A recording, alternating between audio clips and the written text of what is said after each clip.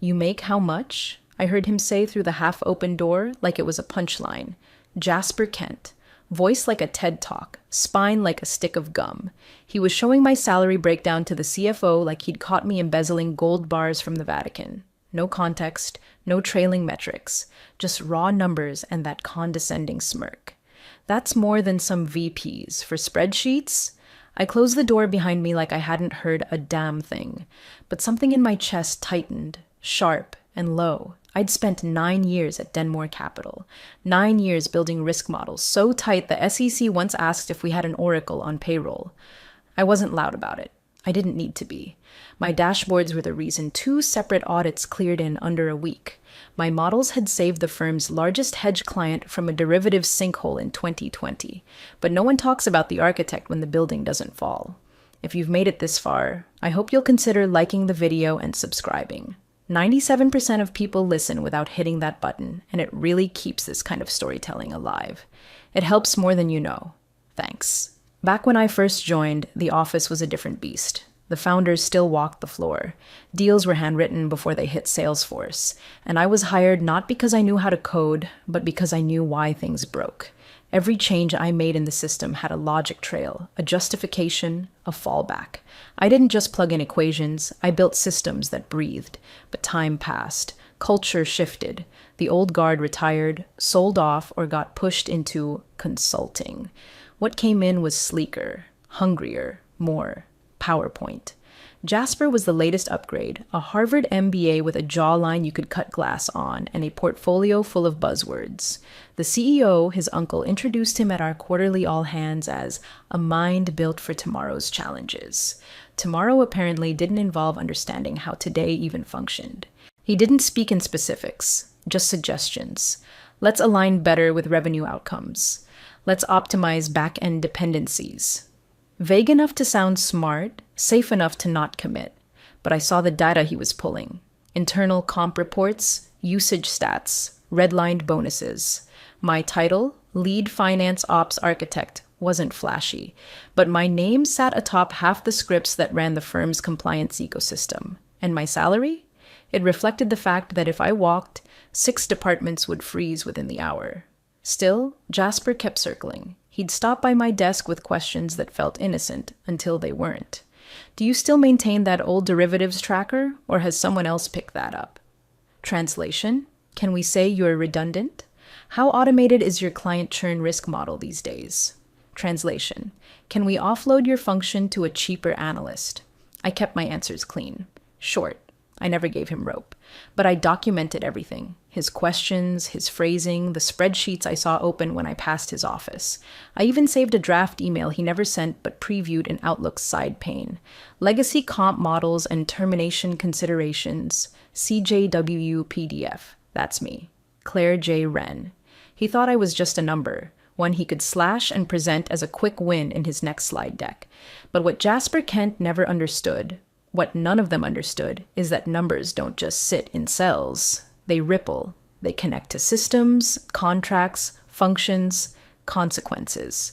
And in my case, the consequence of removing me wasn't just operational. It was contractual, and it was already signed. Jasper started lurking around finance like a possum sniffing for dropped fries. He wasn't even subtle about it, just popped in with that boy wonder energy and started asking around. One of my leads, Tanya, mentioned he'd pulled 6 months of back-end usage logs, some of which had nothing to do with our active functions and everything to do with how often legacy scripts were accessed. I knew exactly where that was headed. 2 days later, our systems lead pinged me. Hey, did you know Kent requested a list of overlapping job functions across OpS teams? I did now. Add that to the salary report I saw printed and folded in his briefcase, and it painted the kind of picture consultants love. Overlap, redundancy, optimization opportunities. He wanted to look like a hero trimming the fat. Never mind the fat kept the damn place from hemorrhaging. A VP in revenue whispered to me over coffee, "He's flagged you." His tone had the weight of someone who didn't want to say it. Called your function outdated, said you were overcompensated for maintenance. Maintenance. That was the word that stuck like something rotting in my throat. I walked straight into Jasper's office, didn't knock, didn't wait. You're running a comp optimization review, I said. Fine, but if you're going to throw around phrases like legacy function, we should talk specifics. He leaned back like a smug game show host. Claire, this isn't personal. The firm's just evolving. We're trying to keep pace with the industry, and part of that means reevaluating cost structures that don't scale anymore. Cost structures, I repeated. Funny way of describing operational stability. We think the firm's outgrown some of those older roles, he said, tapping his Mont Blanc pen on the table like punctuation marks. You've done great work, but we need leaner agility now. Just make sure legal signs off before you touch anything in my comp package, I said. He chuckled. They will. It's boilerplate, right? I let him have the last word.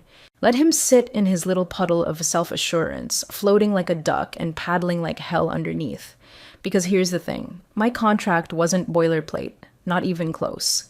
When Denmore acquired Pinnacle Analytics in 2017, I came over as a part of the executive clause transition package. I remember the negotiation like it happened yesterday. The clause was buried halfway through an appendix wrapped in corporatese and signed off under urgency before the acquisition deadline. It was called Clause 4.9C, and on paper it looked like a formality. In reality, it was a loaded gun with a hair trigger. It didn't matter whether I quit or got canned. If my role was terminated, voluntarily or otherwise, without a formal 90-day transition and legal sign-off, it unlocked a buyout cascade tied to all the equity, options, and deferred comp they'd used to sweeten the deal back then. Indexed, compounding, and timed to the firm's current valuation. He didn't know that. He was playing checkers in a minefield. What made it worse was that I'd given him a chance, a subtle warning. The way I said it, make sure legal signs off. It wasn't a threat. It was a parachute. But people like Jasper don't hear quiet warnings. They only listen to explosions. The room was warm with artificial cheer, the kind that clings to quarterly meetings like bad cologne, coffee carts, recycled pastries, and the CFO cracking some limp joke about making Q3 our Q favorite. I sat in my usual seat, 2 notches down from the CEO, across from legal. Same seat I'd held for 9 years, same view of the projector, same pretense of team spirit. Then Kent stood, clicker in hand, hair perfectly tousled like he'd just come off a photo shoot for Forbes under 40 who don't blink enough. He launched into a presentation with all the finesse of a guy who learned business strategy from YouTube ads. We're repositioning legacy resources to better align with high-velocity outcomes, he began, like that meant anything to anyone with a working cerebrum. The slide behind him said it all. Phase 2, Analytics Optimization. Merge compliance, forecasting with market risk ops. Absorb client metrics into RevGen tools. Sunset finance ops. Architect role, estimated annual savings $312,000, and then he looked right at me, locked eyes like a magician about to pull a rabbit out of someone else's career. No offense, of course. That's when I stood. I didn't shout. I didn't argue. I reached into my tote, pulled out a sealed manila envelope, my resignation, and set it gently in front of the COO. Then I took off my badge, laid it on top, and pushed both forward like a final move on a chessboard no one realized they'd been playing. Effective immediately, I said, my voice clear, calm, and as final as a gavel. For a moment, no one moved. The general counsel's head whipped toward me like she'd been hit with a taser. Her mouth opened slightly, eyes darting to the envelope, then to Kent, then back to me. She knew. Oh, she knew. Kent blinked like someone had just spoken to him in Morse code. Wait, Claire, let's not be dramatic. I didn't respond. I was already sliding my chair back. The sound of it scraping tile was louder than anything he had to say. The COO looked pale, like genuinely pale. He leaned forward, picked up the envelope with 2 fingers like it might explode, and opened it. His face drained by the time he reached the second page. That page contained the clause. The exact language, the trigger condition, the effective date, and a formal notice of counsel representation with a timestamp from 7:42 that morning. Kent tried to laugh it off. We were going to discuss this later. There's no need to walk out mid-meeting. But legal wasn't looking at him anymore. They were looking at the envelope. The COO had stopped reading and was already texting someone. And the general counsel? Her voice was a whisper, but I caught it as I turned to leave. Oh God, it's real. That's the thing about people like Kent. They build their careers assuming no one's smart unless they went to the same school. They don't read the fine print because they think fine print is for secretaries and paralegals. They think silence is weakness, that resignation means surrender. But what I gave them that day wasn't surrender, it was detonation. They just hadn't heard the blast yet. I walked out of that boardroom without a single glance back. No exit memo, no transition plan doc in the shared folder, no cheery goodbye email with too many exclamation points. Just me, my bag, and a quiet door clicking shut behind the dumbest strategic pivot Denmore Capital had ever made. By 1:47 p.m., legal had called an emergency sync. I wasn't there, obviously, but I'd seen enough fire drills in that building to know the choreography. The general counsel would have flipped to page 6 of my personnel file. Section, Executive Retention Provisions, subsection, Acquisition Transfers. Then she would have scrolled past the usual equity grants and base pay until she hit it. Clause 4.9c. One paragraph, 4 lines, written like an afterthought, except it wasn't. Termination, voluntary or involuntary, of lead architect without 90-day offset or formal buyout approval shall trigger a pro rata liquidation clause tied to restricted equities, vesting derivatives, and alignment bonuses defined by Appendix D of the 2017 Transition Agreement. In English, if they removed me for any reason, without either keeping me on payroll for 90 days or executing a formal buyout, I could demand a cash payout equal to the adjusted value of all deferred comp plus bonus multipliers and share acceleration, benchmarked to current fiscal valuations. Total liability, $18.4 million. Jasper, of course, called it absurd the second he heard the number. It's a technicality, he said, pacing in the war room with his suit jacket off and his voice higher than usual. She resigned. She wasn't terminated. But legal knew better. They had copies of the deck, the slide that said my position was being sunset. The phrase, role absorption, was underlined in red during the meeting. There was a recording. The termination was on record before I even stood up. And here's the real kicker, because Jasper had never consulted legal prior to presenting his little reorg fantasy. He hadn't given them a chance to negotiate the buyout timeline, which meant he'd triggered the clause without safety rails. The moment I placed that envelope on the table, the clock started ticking. The CFO got dragged in around 3U. I imagine he came in smiling, thinking this was some HR kerfuffle they could settle with a week of severance and a fruit basket. That was before they showed him the exposure report. Equity comp tied to Denmore's private valuation cap? Check. Indexed stock options from 2020? Check. Legacy performance bonuses that never fully matured but were contractually linked to payout triggers? Check, check, and check. Then came the piece no one saw coming, because Jasper hadn't bothered to ask what I actually touched. Those risk models? They weren't just dashboards. They were embedded, hard-coded into Denmore's trade protocol and client reporting framework. Meaning, if I revoked my access, and I had, those tools entered unsupported status, and if legal didn't reassign ownership fast enough, it jeopardized active compliance certifications tied to 4 major accounts. That's when the CFO called the CEO. Not a meeting, not a memo. He called. And if I had to guess, it wasn't to say, "Great job on the new org chart." Kent didn't sleep that night.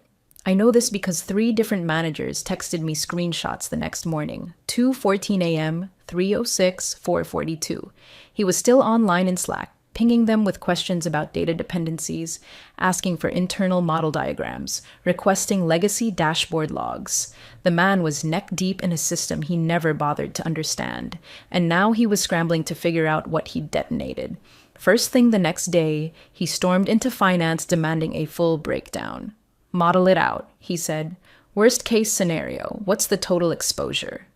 They did it, in silence, because everyone knew. The clause didn't just cover salary, it covered what the contract called adjusted trailing comp, a beautiful little term that ballooned under scrutiny. It included bonus averages across 5 years, index-linked performance grants, options priced at floor value during the 2020 downturn, and equity rollovers tied to retention-based milestones.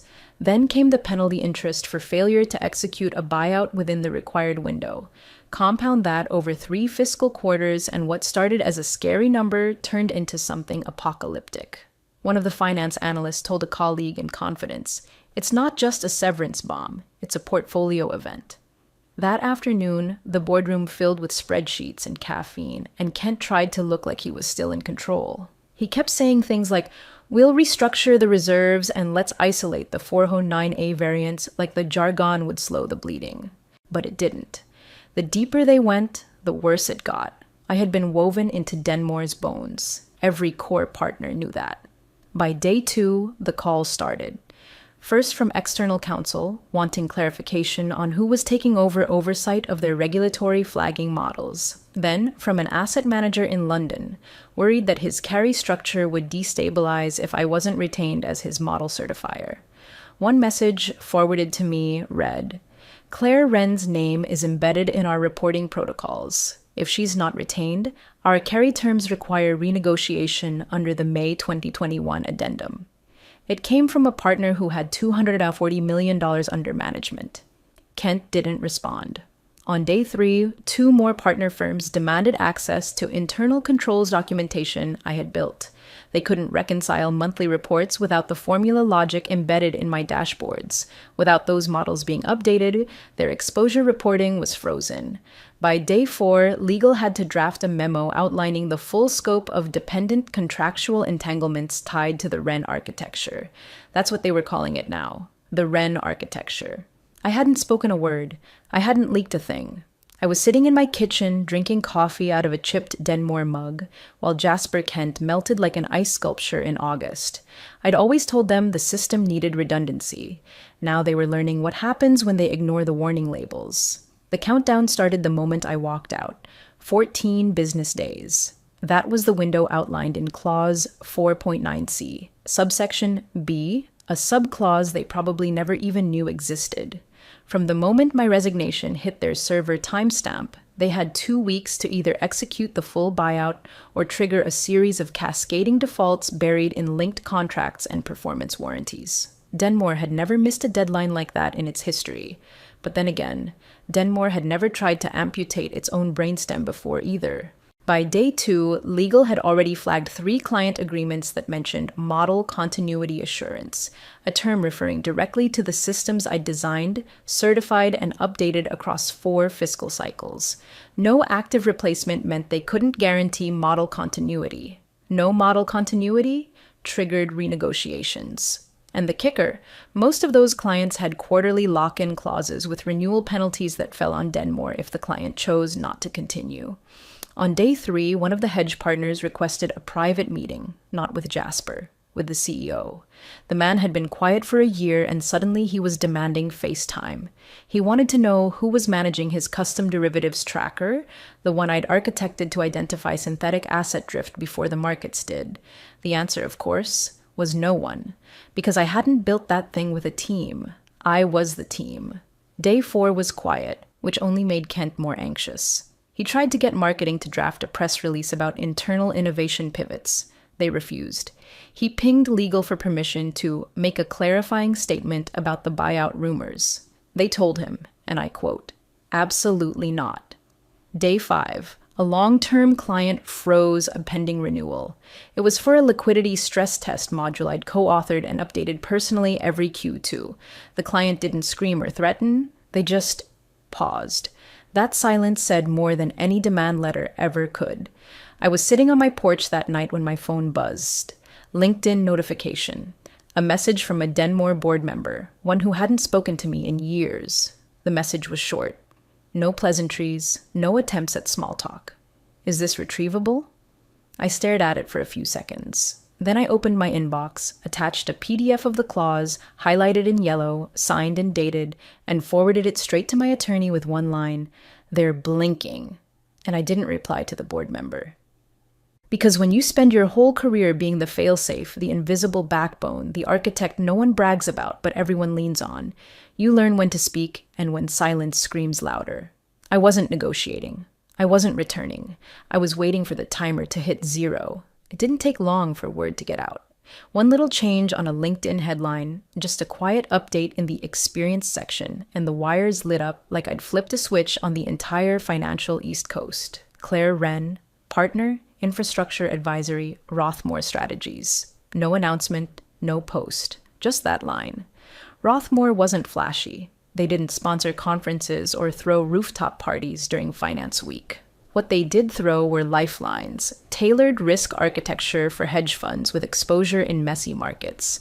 They specialized in what kept compliance officers up at night: DOJ scenario mapping, SEC audit shielding, and sovereign exposure simulations. They'd offered me partner because they knew exactly what I'd built at Denmore. And more importantly, they knew how badly Denmore had screwed themselves by letting me go. Day 7, Kent called. The number popped up on my phone, one of those sleek new iPhone signatures that still thought Harvard MBA belonged in a contact name. I didn't answer. He tried again. Left a voicemail that started with, "Claire, I think we got off on the wrong foot," and ended with something about collaborative solutions. I deleted it before the desperation kicked in. Then came the email, titled simply, "Quick Chat." I forwarded it to my attorney. She replied on my behalf, cold and surgical. "Please direct all communication to counsel. Ms. Wren is not available for informal discussions." Inside Denmore's walls, the panic was thick enough to taste. HR was combing through every senior contract like there were landmines buried in the footnotes, because now they knew there were. Jasper had become a ghost in the hallway. He stopped showing up to meetings in person and started dialing in from conference rooms with the camera off. And behind closed doors, the executive committee met in silence to decide how much blood they could afford to spill. They authorized a partial payout, half the buyout package, structured as contingent mitigation settlement, hoping it would buy time or satisfy optics. But it had to come from somewhere, and they didn't have a slush fund big enough, so they pulled it from the quarterly bonus pool. Every exec's incentive package took a hit. Directors got clipped. Managers got nothing. Some teams received a $0 line item marked "deferral pending internal realignment." People started asking questions. I didn't blink. I didn't gloat. I didn't post inspirational quotes about knowing your worth or doors closing so others can open. I didn't need to. The door had already opened. And now I wasn't just walking through it. I was holding it for the next person Denmore tried to underestimate. They held the meeting in the West boardroom, the big one with the custom walnut table and the blackout blinds that never quite worked. Every chair was full. CEO at the head, legal flanking both sides. The room was packed so tight with tension you could have heard a phone vibrate from the next building over. Legal went first. They didn't build to it. No long intro, no soft padding, just a slide deck and a headline in bold. Slide 1, Clause 4.9c, triggered as of 9:12 a.m., business day 1, no spin, no ambiguity. They moved to the next one. Slide 2, estimated liability, $18,320, $336.12, subject to upward adjustment if buyout not executed by day 14. There were audible exhales, a few cleared throats. Jasper shifted in his seat. No jacket this time. Shirt wrinkled like he hadn't gone home. His tie was gone. His confidence had evaporated. Then came the killer. Slide 3. Client churn risk, active discussions. 3. Linmore Capital, Tarson Equity, Belridge Markets. 3 of Denmore's largest partners. Combined, they controlled nearly a third of the firm's managed exposure across all divisions.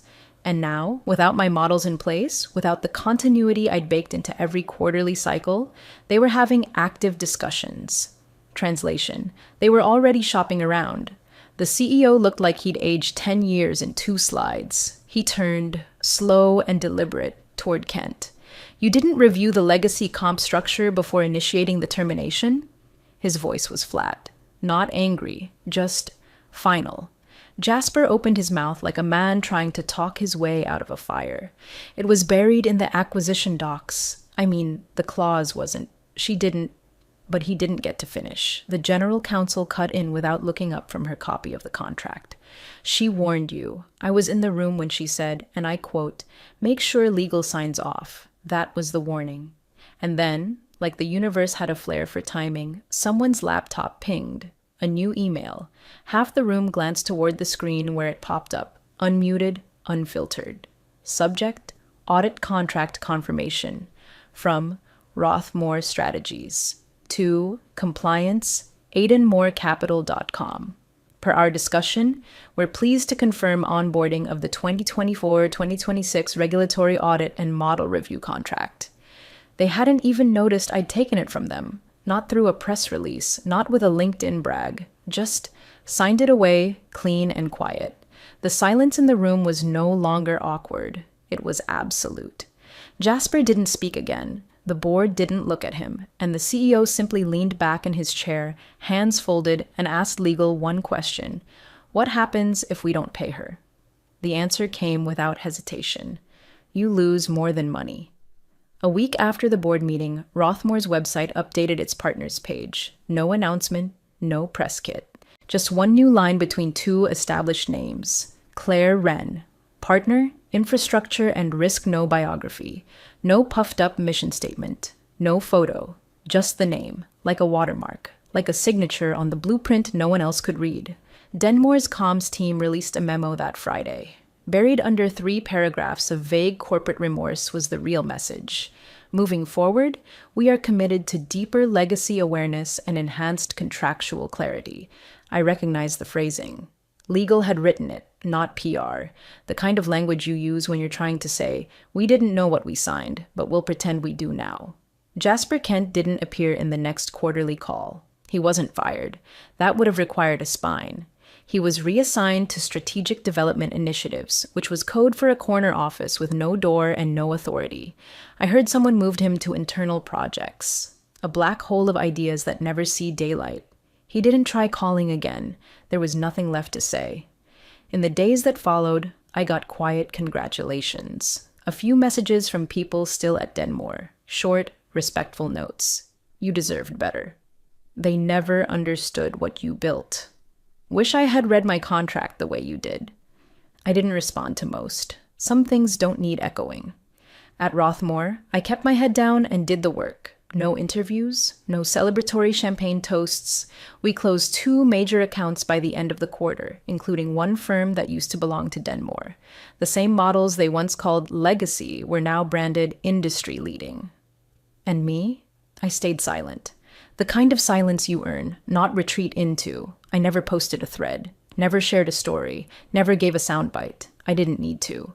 The clause had already spoken. The balance sheets told the rest. And in the end, the one thing Jasper Kent never understood, what Denmore never truly grasped, was that real leverage doesn't look like shouting in a boardroom or grandstanding in a meeting. It looks like leaving quietly and taking the architecture with you.